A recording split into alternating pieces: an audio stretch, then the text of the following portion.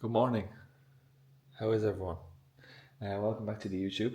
It is 10 past 8 on the. What day is today? 10 past 8 on the 27th of September. It's a Saturday. It is fairly miserable out. But nonetheless, it is a good day. It is a good day because it is officially 4 weeks today from Texas. So we are, that light's gonna piss me off. So we are, 4 weeks today from race day. We run 80 kilometers at Bear Ranch. And yeah, I'm excited, man. I'm excited. Had a weird few weeks in relation to like injuries and stuff, and just a lot going on with airlines and trying to get flights booked and stuff like that. So at least all that sorted. And we are moving in the right direction, and we're back training. Another solid week of training this week. Finished off with a run tomorrow with Lee. So I'm actually going to meet him this morning at the gym for just a bit of a mess around the strength session, and I just want to do do a bit of the rehab that my physio gave me. So that's going down this morning. I am about to make on my recovery days. I like to do a bit of a recovery breakfast, so like a big massive breakfast. I had a 2-hour bike ride yesterday, and I feel a bit depleted after. My legs feel a bit depleted, so I'm going to make a big massive breakfast this morning. I feel like we're going to do French toast, probably 6 slices of it. But yeah, I will tell you a few stories along the way, and yeah, let's get into it.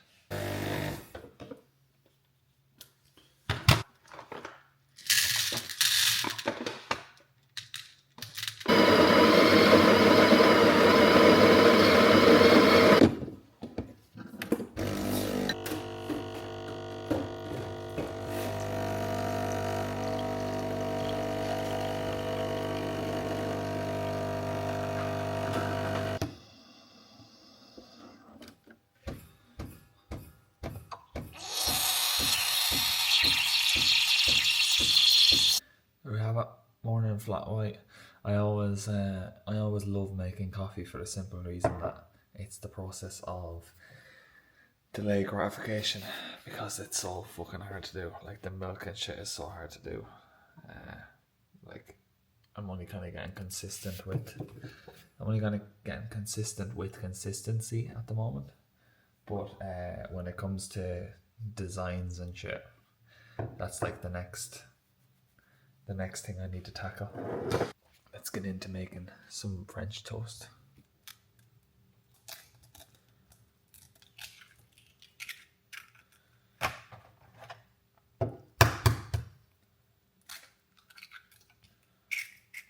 Also, isn't it mad how like over the last week the weather has just gone. We had the first heating blast in the house the other day. The weather's been crap, and now during the days we've been getting cold, blue skies, which I don't mind. But like as you can see from previous video, pajamas are on, man. It's fucking Baltic. It's absolutely Baltic.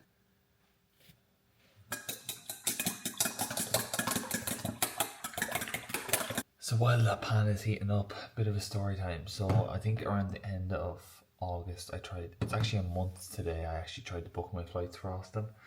So if anyone doesn't know, we got picked for the BPN Ultramarathon. We're flying out on the 26th of October for the race on the 1st of November. But the reason I've been so quiet on here and so quiet on, say, socials, for example, is just I've had a lot going on with a potential injury, and then with dealing with the airline companies. I can't even bring to terms how much especially the company that I was dealing with. I don't even care about saying the name, Aer Lingus. They have just decredited themselves in my eyes altogether. I used to love flying Aer Lingus. I thought it was a great airline until I had to deal with their customer service.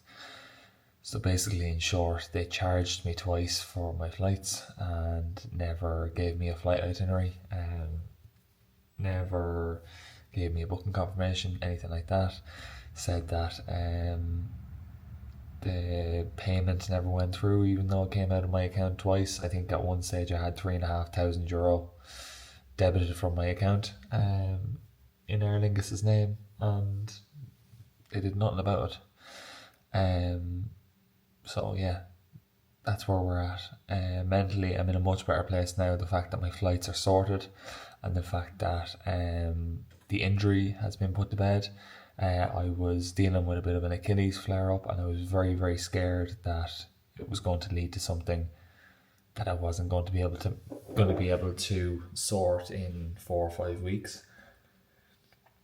And everyone will know AB from the gym. He was very positive with me, and Lee as well, very positive with regards to just trying to make it to the start line. So we were doing a lot of cross training when it came to the bike, a lot of just making sure that I was going to be on the start line and just staying positive mentally. And we did. We went to Breffney O'Donnell's physiotherapy there last week on Monday, and he gave me the all clear to stay running. So that's all I need. So I'm very, very happy. So I'm in a space now where mileage is nowhere where it needs to be. I'm probably going to get up to 60k before we go. So 4 weeks out today.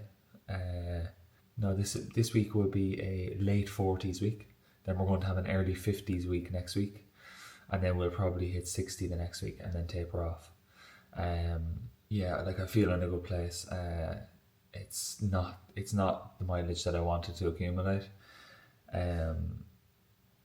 Which is quite annoying, but it is what it is. So we just have to move with it, and we have to adapt to the situations. There's no point in me going running. There's no point in me running 100k weeks right now because one, I end up getting injured because of the volume. Two, it's a brand new stimulus. 4 weeks out from the race. I haven't ran 100k weeks in a very long time, and yeah, just have to fucking deal with it now and just get to the start line. So that's what I'm going to do. I'm going to deal with it.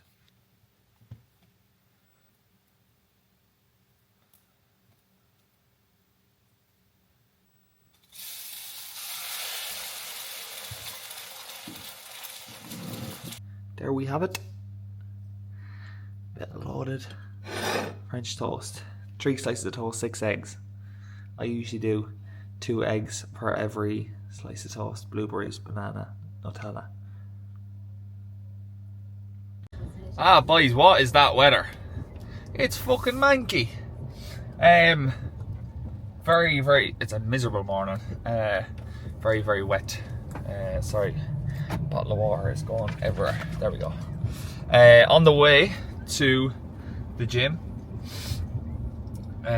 going to do a light strength session and some mobility work and some rehab post physio on Monday. So as I was saying earlier on, I was in with the physio on Monday morning. He was very happy with where I was. Didn't think that the Achilles was anything I needed to be worried about. As I said on Instagram, I was pain-free pre-physio appointment for 3 or 4 days, so that was quite important. I was just making sure that I was just giving myself the best opportunity to not do more damage by staying off the feet. So like it seems like it's been a really quick turnaround in the sense that I've been given the all clear and I'm just back running, but I hadn't had much pain in the Achilles. I hadn't had much pain in the Achilles pre-physio appointment for maybe 3 or 4 days, and that's a really good sign. It means that it was mending with rest. So like the fact that that was the case, I was very, very happy, and then the physio was very happy with where I was physically. He did some dry needling and did some light work on my calves. So with that, then it's very positive to take out of the whole situation that it's not an injury, as opposed to just being a fatigue issue from volume, he reckons. But with a lot of rehab and a lot of pre-running routines, like he's giving me exercises to do on the days that I'm not running, which is today, so that's what I'm going to do at the gym.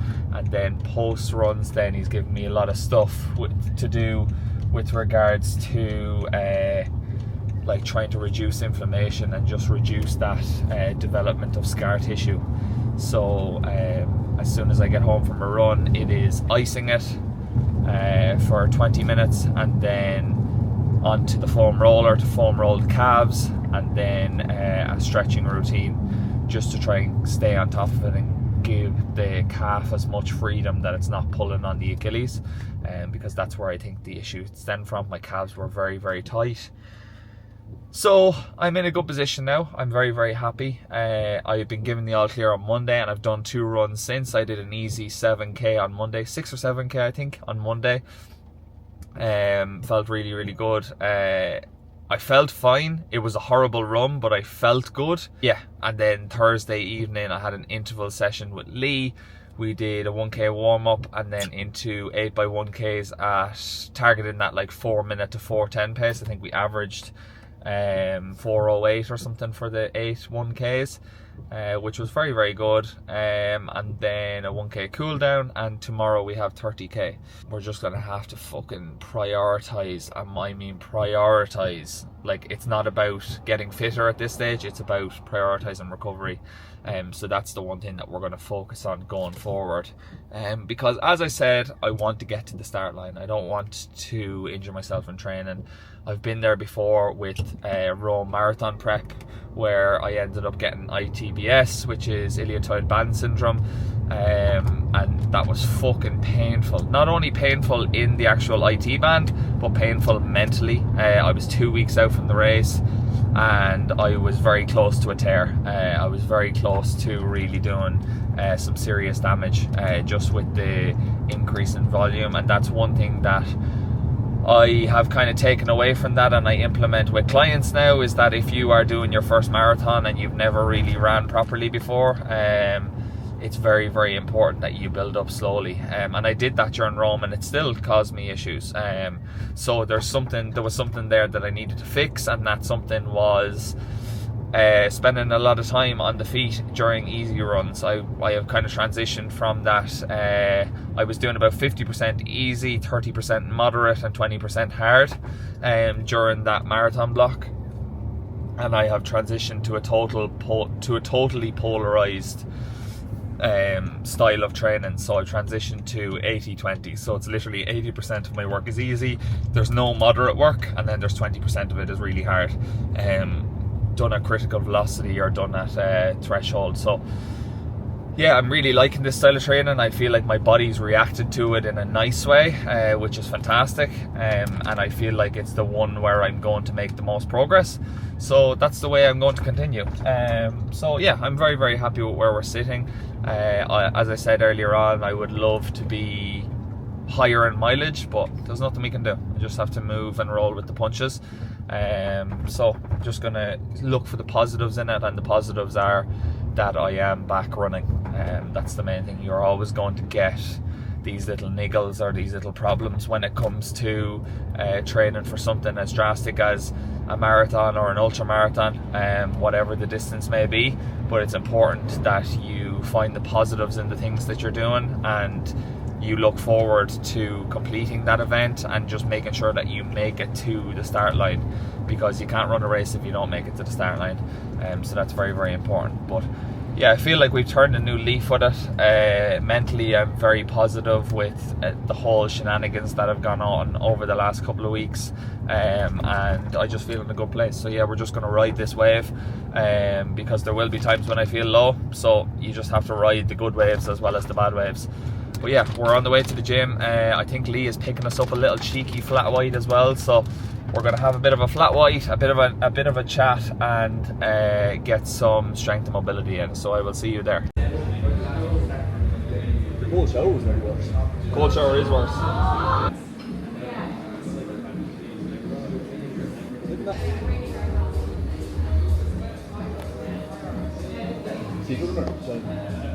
Yeah, he just did a 70.3 in May, I think. Did the hard man down in Cork. What camera in the whip? What? I've seen you with that in the whip. Oh, lad. Just falling off it. Falling off the trail. It's not good enough, lads. It's not fucking good enough. You need to be consistent. Consistency breeds results. I was actually chatting to John O'Driscoll. When I say chatting to him, I mean I sent him a message saying how inspiring he was. But I said, I do chat to people like that all the time. I say I was talking to him. I mean, I say I was talking. I texted him. He didn't. I texted him and he. No, he actually replied. I did. Yeah, you replied. Yeah. You were chatting to him. You don't get consistency by shouting affirmations like yourself in the mirror, but by having a stack of undeniable evidence that you are who you say you are.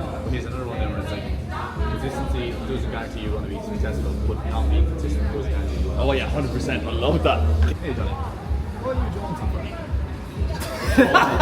Jonesing for the whole time. He's like saying to him, I was like, oh, I think this is a bad thing. Just because it's only level 3. Don't mention that name again. We're getting that going. It's just making up against the door. We're getting that going, though. We're getting that going. We're getting it going. I'm convinced that people do be looking at us like setting alarms, and it's always the same. Do you find that if you ever wake up for your alarm, you'll say to someone and someone will go, oh yeah, I was the same? Or like, oh, I didn't sleep last night, great, and then you're like, oh my god, I was the same. I'm convinced that there's someone out there just controlling the little switch. It's like, right, these cunts can get up now. What's that thing called? Truman Show. Never watched that. His whole life is controlled. Oh, is this the your man from Dumb and Dumber? Yeah, what's his name? Fucking bowl haircut guy. I think I have seen it before, briefly, but We did it in school. His whole life is similar. yeah, so he just relives the same day. And then, but like everyone knows what's going to happen to him. They control it. So he gets on a pole. Like, he goes and starts sailing on the wall. He hits a wall eventually. He goes out in the Oh, open. so he's in like a fucking Yeah, it's all like shooting. It's more lad, like isn't it? Maybe we need to get a ball. What's his name? He reminds me of Jimmy Carr. yeah, that's what I said. To the mask. That's Johnny Jones. Johnny, what's your man's name from Dumb and Dumber, the black hair fella? That's in the Truman Show. Jim Carrey. Thanks, Johnny. I knew you'd know. I thought you meant the character.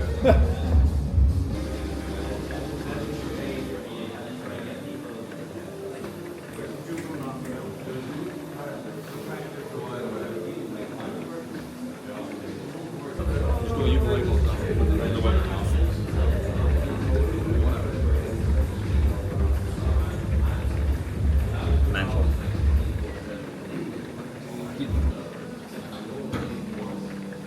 You do a dumbbell, leader? Yeah, we'll do a dumbbell. We'll do a dumbbell.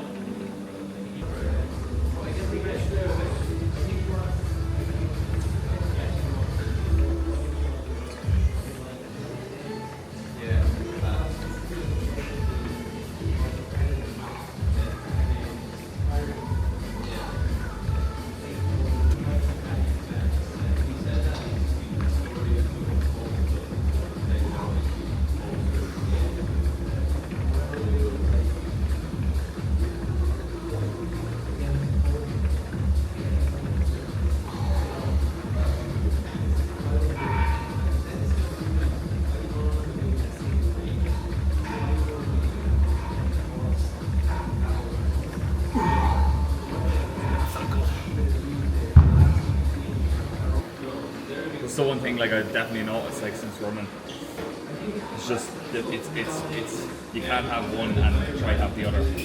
It's like I need, if I want to run, it's maintenance and strength. All that. 100%. The amount of training that you need to do to maintain muscle is incomparable to the amount of training that you need to do to build muscle. Like It's an awful lot less. you could serve the same, like maintain the same muscle with one heavy strength session a week. Really? Oh, 100%. 1 or 2 heavy strength sessions a week. You're beating the curve like by strength training 2 times a week.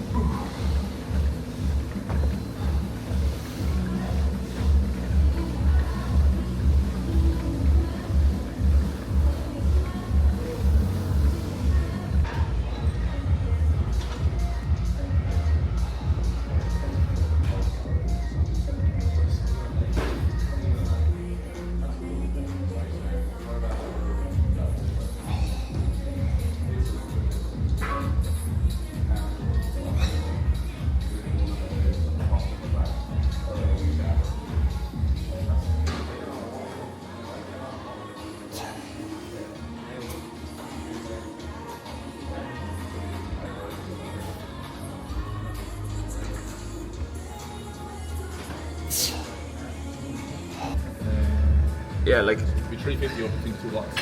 so it's 70 grams of serving. Yeah, so 70, 140, 210, and you could do 4 if you want. no, I can do the 5 ml bottle, or the 3 ml bottle then with 6 scoops. 9 scoops. 9 in the 500 ml, 6 in the 300 ml.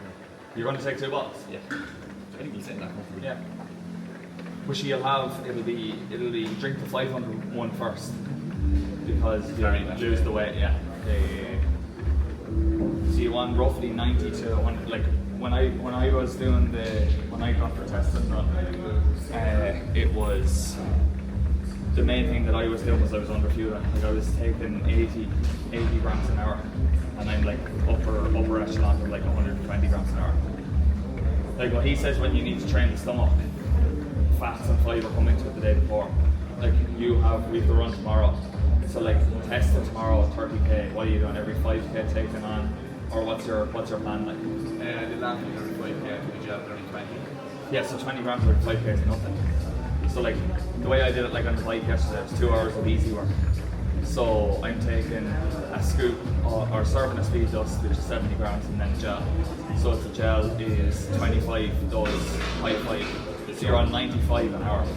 And that's still you're still getting to that fatigue level near the end of it. So that's when I know, right, okay, if I'm doing a 2 hour easy bike ride and I'm expecting to run 80k in 4 weeks, like I need to be on that upper level. So I need to be going right every 10 miles. I need to be coming back to eat, and you need to have one of those small bottles with me with fucking 3 servings of it in it. And you just sip on it for 10 miles just to keep yourself fresh. Like you know yourself in the training. Like the day we didn't fuel was fucking horrible. The day we fueled where we had the 26 with where Dane ran the last 16 miles, like it felt okay, but still there's still room for you to move that carb level up a little bit more. But fat and fibre has such a that's where like people go, oh I'm shitting myself. Like because the fat and fibre in your body slows down the absorption of carbohydrates, and when you flush it with like fucking 50 grams of like fast acting glucose or fructose, which is what speed dust is, when you flush it with that, it just fucking fires through the body, and then you end up the fat and fibre is just sitting there, and it goes, oh I've nowhere to go except out. Yeah, so like that's, if you put that out, like even the day that we, when was it? No, the Dublin Half Marathon when we ran it, like I had no fat or fibre. Like I think I was 15 grams of fat the day before. Fibre was the minimum. It was like 5 to 10 grams. And like I woke up the next morning, had my carbs, had my bagel, honey, all that sort of stuff. The pre-fuel is nearly as important as intro. Like whatever you're doing intro, but don't forget what you're doing beforehand, because that's nearly as important.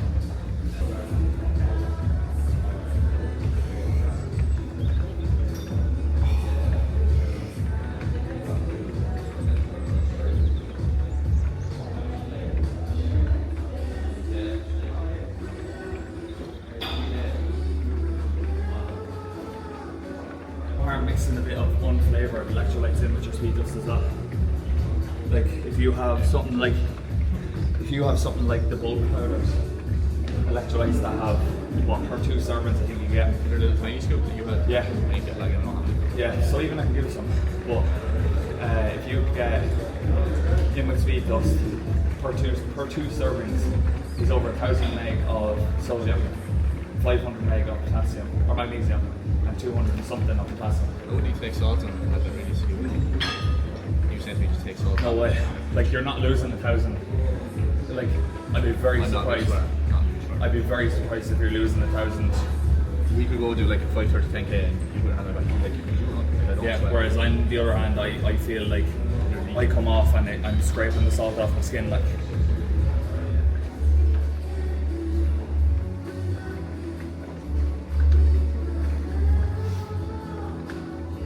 Push them shoulders. There you go.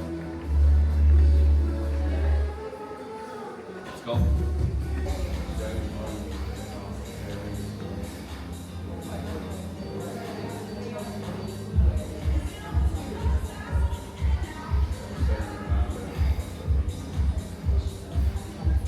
Brace that core and just stabilize.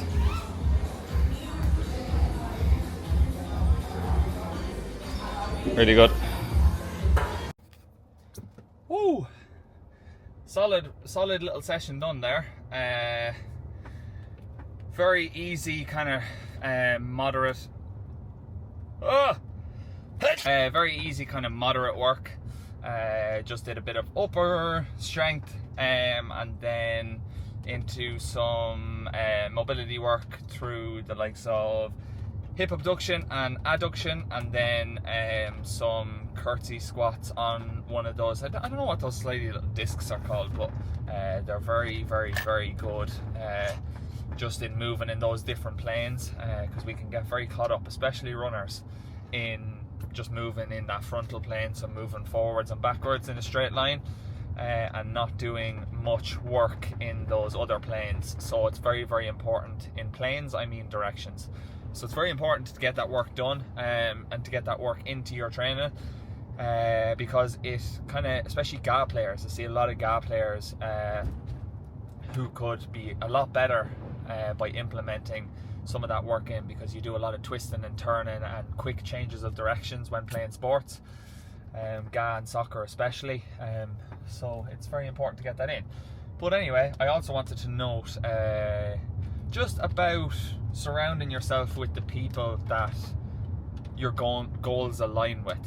For example, you will have seen Lee there. Lee is one of my best mates, and we have kind of found ourselves in this space where our goals are aligning, and it's very easy to spend time around each other and stay in a positive mindset, because you are both on the same direction, you're both on the same kind of path, and you both have similar goals.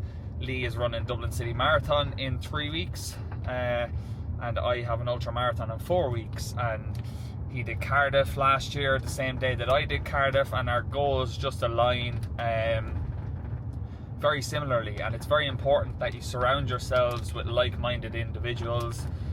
You both have your strengths and your weaknesses, and you both lift each other up, and it might not just be one person, it could be a group of people, but I think it's very, very important that you do ultimately have that circle where even if it's not a circle, even if it's just one person, but you have that person who's on a similar wavelength, because it can be very, very easy to kind of have these big goals and have these big things on like your vision board, or these big achievements that you want to achieve, but you're still spending time in the circle that ultimately does nothing for you, and you can often fall back into that circle very easy by going and feeling estranged by what you want to achieve.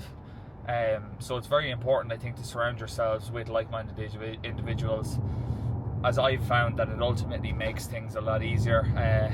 For example, my number one thing, and I know Lee's number one thing, is we both do interval sessions together when we can. You mightn't say anything, you mightn't talk, but just the presence of one another makes it very easy to, well, it doesn't make the session any easier, but it makes it easier to stick to the plan and stick to what you want to achieve, and ultimately you push one another to achieve those things. So that's kind of the reason that I just wanted to say that, is I feel like it's very, very important to surround yourselves with individuals that want the same thing as you. mightn't be the same competition, it mightn't be the same goal, but you're striving to make yourself better, and that's ultimately what you need to surround yourself with. But yeah, very, very good session. Very good session with Lee. I feel good. I did a lot of the rehab that the physio gave me. I didn't get a chance to record it because we were tight on space, and also there was a lot of people there, and I just want to respect. Obviously, I'll record where I can, but I want to respect the privacy of other people as well in the gym, as it can be quite intimidating for someone to have a camera shoved in their face when they just want to come and work out and maybe get some alone time. So that is why I didn't record that sort of stuff. But yeah, ultimately a very good session. I feel good. We have 30k in the morning. We are meeting at the gym there at 7 o'clock in the morning for a nice little 30k spin on the legs. Really looking forward to it. Looking forward to getting some long distance under the belt again. Just seeing how the legs hold up. Achilles felt very strong in that working set of isometric calf raises, and then we went into some unilateral calf raises as well, with the front leg elevated on a box to 90 degrees, just to kind of put all the pressure and all the kind of force production on that calf that's lowered onto the ground. I think that's very important as well. So yeah, feel very good. I'm going to go home now, get some food, and get the Ryder Cup on the TV, because the Ryder Cup starts in, my steering wheel's buzzing, the Ryder Cup starts in 20 minutes. I'm going to go home, get some food, and ice these ankles, and then watch some Ryder Cup. So I will chat to you all soon.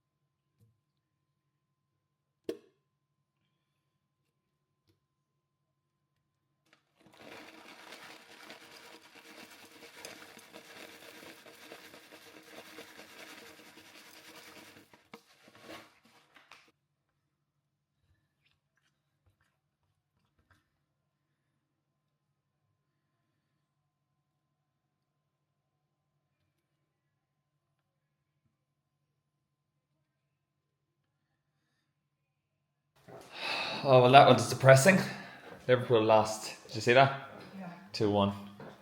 But dinner time, and it's even more depressing because I'm on the pasta and a bit of mince for tomorrow's 30k run, while sick lady over here is tucking into a Chinese.